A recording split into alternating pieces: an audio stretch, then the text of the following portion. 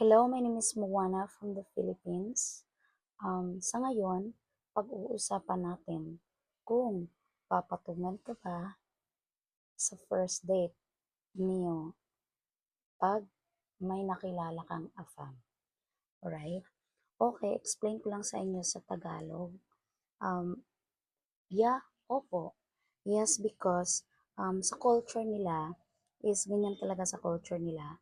Parang hindi naman nila lahat, pero 90% sa mga lalaki ganun talaga kasi they are exposed sa pakikipagtalik, ano.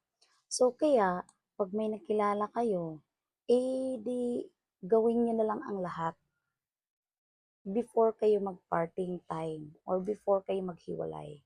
Like halimbawa, sa ngayon o nagkita kayo, tapos yun na, after dinner or kahit pa nga lunchtime tapos aayain ka ano.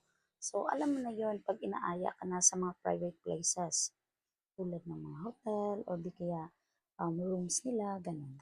So, alam mo na ano yung mangyayari, 'di ba? Alangan naman kung wala lang, 'di ba? Pero you're free naman na ano, mag-deny or sasabihin, "Wag muna kasi hindi pa ako ready," ganito. Pero yun nga lang, um, sayang din yung chance, 'di ba? Kasi yung sa kanila talaga parang big impact kasi yun sa relationship din. So, halimbawa, gusto nila yung karakter mo. Tapos, on that part, hindi ka, um, hindi ka open-minded. Kasi gusto nila na yung mga explorer talaga sa bed, ano? Kaya, sayang, sayang. Tapos, number two is, um, halimbawa, kung may nangyari na sa inyo today, kung may nangyari na sa inyo today, tapos kinabukasan, syempre hindi na kayo magkikita, ano, tapos wala na. Halimbawa, nakita lang kayo sa disco, o di kaya nag-aya lang ng coffee, tapos at the end, sasabihin na, gusto mo, punta na lang tayo sa tinutuluyan ko, ganito. Tapos, syempre, yun na yun. Tapos, wala na. Kinabukasan, pag nagkita kayo, huwag mo na lang i-feel na tulad ng culture natin na sasabihin mo, ay, jowa ka na yan kasi may nangyari na sa amin. Jowa ko na yan kasi nagalaw na niya ako. Ganon. Huwag kang ganyan kasi hindi sila ganyan.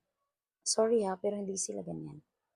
Kasi, yung mga meron kasi silang like example, kung para sa kanila, wala ka lang sa kanila, halimbawa, so wala, siguro may mga chances na ayaw nila sa'yo.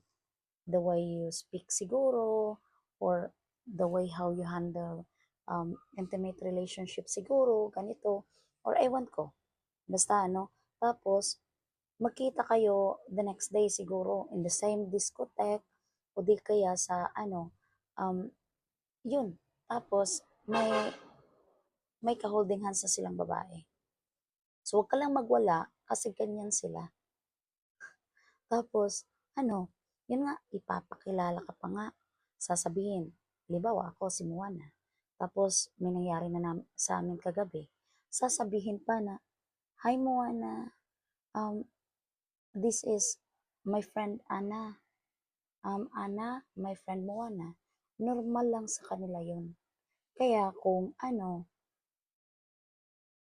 totoo to, totoong buhay to. Siguro walang magsasabi sa inyo nito kasi syempre, takot sila, 'di ba?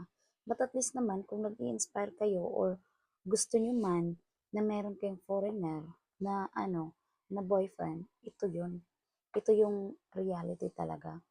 Hindi naman sa lahat, hindi naman nilalahat ko, but ito yung totoo. Pero at least naman open-minded sila. Hindi sila yung lalaki, o hindi sila tulad ng mga Pinoy na ano, na halimbawa, oo, kung sasabihin nilang single sila, totoong single talaga sila. O di kaya kung sasabihin nila na ano, um, may asawa sila or legally married sila o di kaya mag-girlfriend sila, sasabihin nila lang, is it okay with you na ganito lang tayo, tapos may girlfriend ako, may asawa ako. Tapos kinabukasan, or di kung uuwian nila yung asawa nila o yung girlfriend nila, right? Tapos, at least naman, hindi sila, it's up to you na yun. Sa'yo na yun kung kaya mo ba, di ba? Tapos, at least hindi naman sila yung nagsisinungaling sa iyo tulad ng sa atin. Sa kahit na nag-aaway lang sila ng girlfriend, sasabihin, ay, we broke up. Uy, nagkahiwalay na kami, tapos pinapaniwala ka naman. 'Di ba? So, sana maintindihan nyo yung culture nila. Alright? So, once again, hindi ko naman nilalahat. Pero, yun talaga. Yun yung mga nakita ko at na-experience ko. Alright? So, yun. My name is Moana. So, kung may mga katanungan kayo, i-send nyo lang sa comment. Tapos pwede lang kayo mag-PM din sa akin. 'Di ba? Anyway, so yes, I hope na may natutunan kayo. Yun, my name is Moana lang. Please do like, share, and subscribe, okay? On my YouTube channel. Salamat!